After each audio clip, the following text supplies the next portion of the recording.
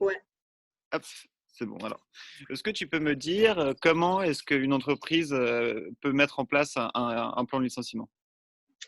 Alors, un plan de licenciement économique peut être mis en place selon 4 cas. Donc, le premier cas, c'est lorsqu'elle va faire face à des problèmes économiques. Le second cas, c'est s'il y a des mutations technologiques qui vont entraîner des suppressions de postes. Le troisième cas, c'est lorsqu'il y aura une transformation du poste de travail. Et le dernier cas, c'est lorsqu'un salarié refuse une modification de son contrat de travail.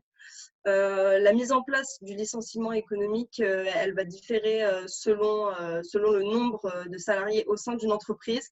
Mais par exemple, lorsqu'une entreprise veut licencier plus de 10 salariés et qu'elle possède plus de 50 salariés, elle doit obligatoirement mettre en place un plan de sauvegarde de l'emploi.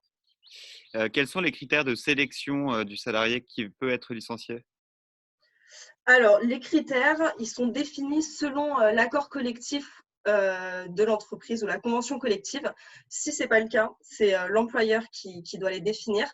C'est des critères qui sont dans le Code du travail. Quoi qu'il en soit, ils doivent tenir compte obligatoirement de 4 critères. Dans un premier cas, ça va être les charges des familles, particulièrement les parents qui sont isolés. Le second cas, c'est l'ancienneté du salarié. Le troisième critère, c'est tous les salariés en situation de handicap ou les salariés âgés qui vont avoir des problèmes de réinsertion professionnelle. Et le dernier critère, ça va être les qualités professionnelles appréciées par cette catégorie. D'accord, et comment est-ce qu'on peut contester un licenciement, qu'on jugerait abusif? Alors, le salarié peut contester le licenciement selon donc, 3 cas.